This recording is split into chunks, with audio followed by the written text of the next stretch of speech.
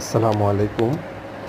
পারিবারিক শাকসবজির চাহিদা মেটানোর জন্য আমরা ইচ্ছে করলেই আমাদের আশেপাশের পতিত জমিতে শাক অথবা সবজি চাষ করতে পারি। সামান্য একটু পরিশ্রম করলেই খুব সুন্দর শাকসবজি ফলানো যায়।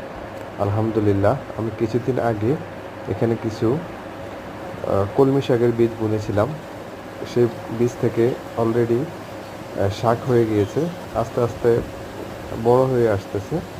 আশা করতেছি ১ সপ্তাহের মধ্যেই হারভেস্ট করার সুযোগ হবে। নিজে বাগান করলে শরীর এবং মন দুটোই ভালো থাকে। সবসময় মনে একটা প্রশান্তি কাজ করে।